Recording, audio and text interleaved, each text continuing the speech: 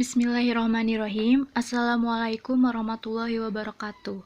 Pertama-tama, marilah kita panjatkan puja dan puji syukur kepada Tuhan Yang Maha Esa, karena atas rahmat dan karunia-Nya kami dapat menyampaikan materi dan menyelesaikan tugas kami dengan tepat waktu. Langsung saja untuk mempersingkat waktu, kami di sini dari kelompok 6 akan menjelaskan materi tentang haki atau hak atas kekayaan intelektual. Sebelum itu, saya akan memperkenalkan diri. Perkenalkan, nama saya Hermi Amita dari kelas R2V dengan NPM 2019-4350-1776 sebagai pemateri pertama. Perkenalkan, nama saya Yuda Widianto. Nama saya Badri Iskandar. Perkenalkan, nama saya Novirian Pratama. Halo, nama saya Muhammad Farhan. Oke, sebelum ke materi, saya akan menyampaikan pembahasan apa saja yang akan dibahas dalam materi kali ini. Yang pertama ada pengertian, yang kedua ada sifat hukum haki, yang ketiga ada fungsi dan konsep haki, yang keempat ada macam-macam haki, yang kelima ada bentuk karya kekayaan intelektual, yang keenam ada tujuan penerapan haki, yang ketujuh ada perlindungan haki, yang kedelapan ada sumber hukum haki di Indonesia, yang kesembilan ada perangkat lunak bebas dan lisensi serta jenis lisensi. Oke, masuk ke materi yang pertama, yaitu pengertian. Apa sih haki itu? Haki adalah hak eksklusif yang diberikan suatu hukum atau peraturan kepada seseorang atau sekelompok orang atas karya ciptanya. Menurut Undang-Undang yang telah disahkan oleh DPR Republik Indonesia pada tanggal 21 Maret 1997, haki adalah hak-hak secara hukum yang berhubungan dengan permasalahan hasil penemuan dan kreativitas seseorang atau beberapa orang yang berhubungan dengan perlindungan permasalahan reputasi dalam bidang komersial atau commercial reputation, dan tindakan atau jasa dalam bidang komersial atau goodwill. Lalu, ada sifat hukum haki. Sifat hukum haki dibagi menjadi dua. Yang pertama ada haki mempunyai waktu tertentu dan terbatas. Artinya, setelah habis masa perlindungan ciptaan atau penemuan yang dihasilkan oleh seseorang dan atau kelompok, maka akan menjadi milik umum, tetapi ada pula yang setelah habis masa perlindungannya dapat diperpanjang lagi. Misalnya untuk hak merek. Lalu yang kedua, ada haki mempunyai sifat eksklusif dan mutlak. Maksudnya bahwa hak hasil temuan atau ciptaan yang dihasilkan oleh seseorang maupun kelompok tersebut dapat dipertahankan apabila ada pihak lain yang melakukan peniruan maupun penjiplakan terhadap hasil karyanya. Pemilik hak dapat menuntut terhadap pelanggaran yang dilakukan oleh siapapun dan pemilik atau pemegang haki yang sah tersebut mempunyai hak monopoli, yaitu pemilik atau pemegang hak dapat mempergunakan hanya untuk melarang siapapun yang akan memproduksi tanpa memperoleh persetujuan dari miliknya. Lalu ada fungsi dan konsep haki. Yang pertama, fungsi. Fungsi haki sebagai sarana perlindungan untuk melindungi pencipta dan ciptaan yang dibuat. Lalu konsep haki, yang pertama yaitu haki kewenangan. Kekuasaan untuk berbuat sesuatu sesuai dengan undang-undang dan wewenang menurut hukum. Yang kedua, kekayaan hal-hal yang bersifat ciri yang menjadi milik orang. Yang ketiga, kekayaan intelektual, kekayaan yang timbul dari kemampuan intelektual manusia atau karya itu di bidang teknologi, ilmu pengetahuan, seni, dan sastra. Dihasilkan atas kemampuan intelektual pemikiran, daya cipta, dan rasa yang memerlukan curahan tenaga, waktu, dan biaya untuk memperoleh produk baru dengan landasan kegiatan penelitian atau yang sejenis. Macam-macam haki, hak cipta atau copyright. Hak cipta adalah hak khusus bagi pencipta untuk mengumumkan ciptaannya atau memperbanyak ciptaannya. Berdasarkan Undang-Undang Nomor 19/2002, Pasal 1 Ayat 1 mengenai hak cipta. Hak atas kekayaan industri atau industrial property. Hak kekayaan industrial adalah hak yang mengatur segala sesuatu milik perindustrian, terutama yang mengatur perlindungan hukum. Hak atas kekayaan industri atau industrial terbagi menjadi hak paten, hak merek, rahasia dagang, desain industri, desain tata letak sirkuit terpadu. Bentuk karya kekayaan intelektual terbagi menjadi penemuan, desain produk, literatur, seni, pengetahuan, software, nama dan merek usaha, know-how, N, informasi rahasia, desain tata letak IC, varietas baru tambahan. Tujuan penerapan haki. Antisipasi kemungkinan melanggar haki milik pihak lain, meningkatkan daya kompetisi dan pangsa pasar dalam komersialisasi kekayaan intelektual, dapat dijadikan sebagai bahan pertimbangan dalam penentuan strategi penelitian usaha dan industri di Indonesia. Perlindungan haki. Tipe perlindungan. Hak Cipta Undang-Undang Nomor 19 Tahun 2002. Paten Undang-Undang Nomor 14 Tahun 2001. Merek Undang-Undang Nomor 15 Tahun 2001. 1. Apa yang dilindungi? Ciptaan dalam bidang ilmu pengetahuan, seni dan sastra, misal buku, ceramah, seni tari, program komputer, seni batik, dan lain sebagainya. Lihat pasal 12 UU HC. Proses atau hasil produksi atau kombinasi keduanya, dan benda, alat atau hasil produksi yang memiliki kegunaan praktis. Gambar, nama, kata, huruf-huruf, angka-angka, susunan warna, atau kombinasi dari unsur-unsur tersebut yang memiliki daya pembeda digunakan dalam kegiatan perdagangan barang dan jasa. 2. Kriteria perlindungan. Asli atau orisinal. Invensi yang baru, mengandung langkah inventif dan dapat diterapkan dalam industri. Digunakan untuk mengidentifikasi dan membedakan barang dan jasa lainnya. Dan lihat pasal 4, 5, 6 Undang-Undang Merek. 3. Bagaimana mendapatkan hak?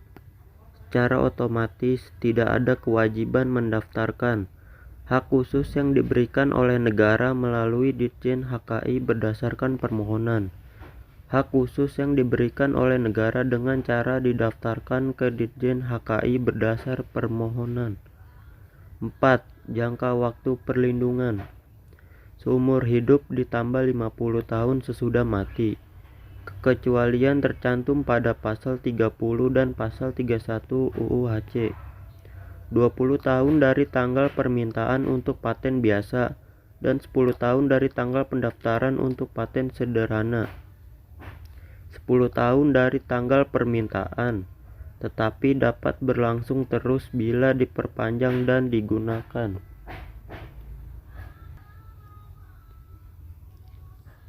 5. Cara peralihan hak. Pewarisan, hibah, wasiat, perjanjian tertulis, atau sebab lain yang dibenarkan oleh peraturan perundang-undang. Pewarisan, hibah, wasiat, perjanjian tertulis, atau sebab lain yang dibenarkan oleh peraturan perundang-undang. Pewarisan, hibah, wasiat, perjanjian tertulis, atau sebab lain yang dibenarkan oleh peraturan perundang-undang. 6. Bentuk pelanggaran. Secara substantif, bagian-bagiannya telah dikopi atau diperbanyak tanpa izin atau terdapat kesamaan. Membuat, menggunakan, menjual, mengimpor, menyewakan, menyerahkan atau menyediakan untuk disewakan atau diserahkan. Menggunakan proses atau hasil produksi atau produk yang diberi paten tanpa hak. Apabila menggunakan merek yang sama atau serupa secara tanpa hak dengan merek yang telah didaftar.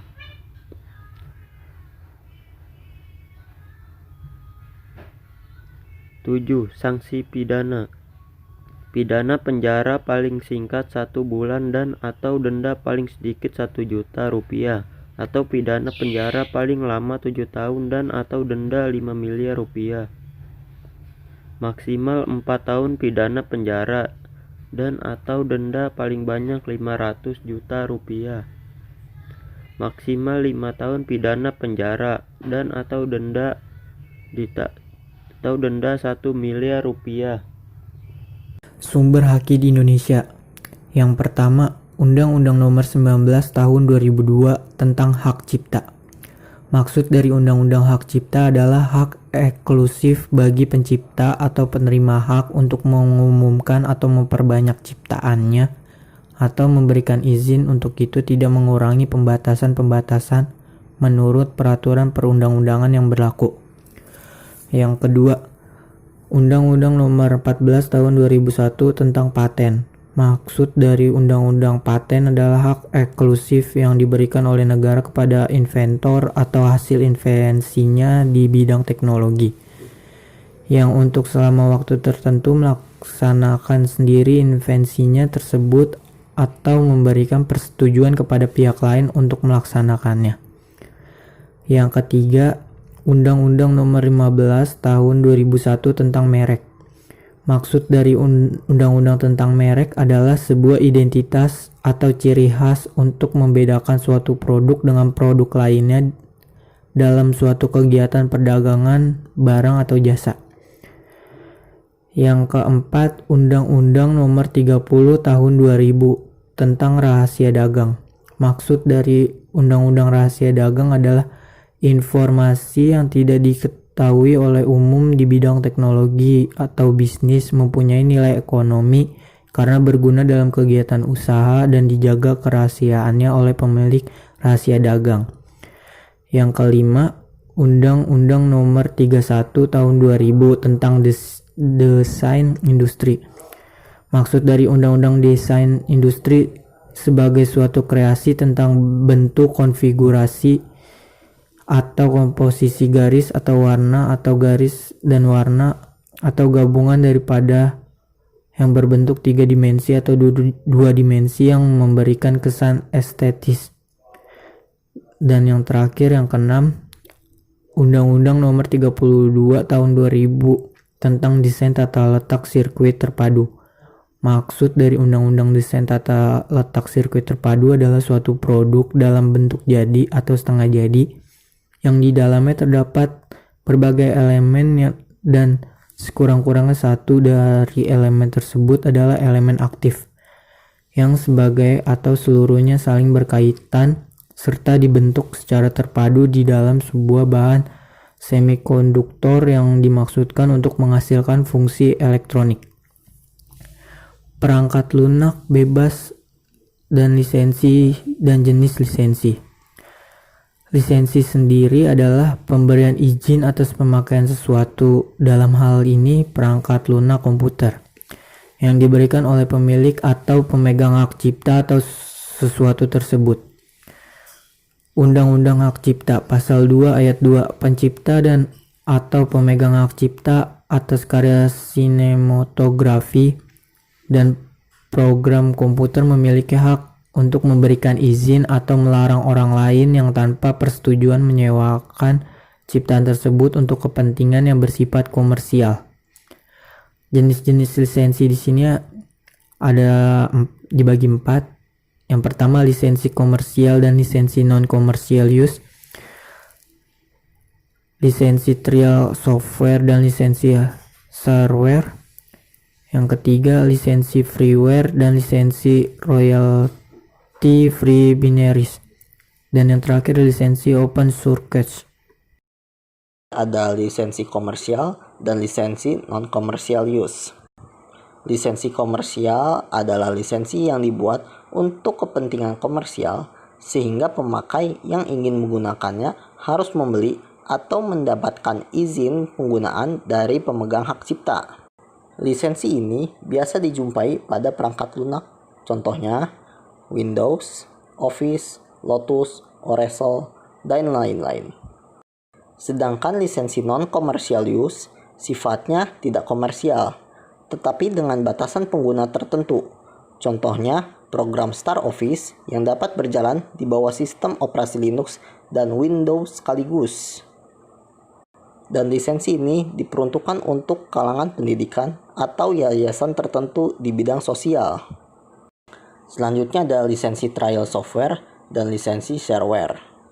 Lisensi trial software biasanya ditemui pada perangkat lunak untuk keperluan demo dari sebuah perangkat lunak sebelum diluncurkan ke masyarakat. Perangkat lunak versi demo biasanya dibatasi oleh masa aktif tertentu. Contohnya program Adobe Photoshop trial 30 hari dan IDM trial 30 hari. Sedangkan lisensi shareware mengizinkan pemakainya untuk menggunakan, menyalin, atau menggandakan data tanpa harus meminta izin ke pemegang hak cipta. Lisensi ini biasa ditemui pada perangkat lunak perusahaan kecil. Contohnya WinZip, PaintShop Pro, AC/DC, dan lain-lain. Selanjutnya ada lisensi freeware dan lisensi royalty free binaries. Lisensi freeware biasanya ditemui pada perangkat lunak yang bersifat mendukung atau memberikan fasilitas tambahan. Contoh, plugin di PowerPoint dan Adobe Photoshop. Sedangkan lisensi royalty free binaries serupa dengan freeware, hanya saja produk yang ditawarkan adalah library yang berfungsi melengkapi perangkat lunak yang sudah ada dan bukan merupakan suatu perangkat lunak yang berdiri sendiri.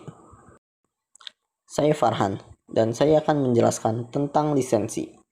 Yang pertama ada lisensi open source, yaitu lisensi yang membebaskan penggunanya untuk menjalankan, menggandakan, menyebarluaskan, mempelajari, mengubah, dan meningkatkan kinerja perangkat lunaknya. Contohnya Linux, SendMail, Apache, dan lain-lain. Cukup sekian materi yang telah kami sampaikan. Kurang lebihnya saya mohon maaf. Semoga bermanfaat untuk semuanya. Saya akhiri. Billahi taufiq wal hidayah. Wassalamualaikum warahmatullahi wabarakatuh. Terima kasih.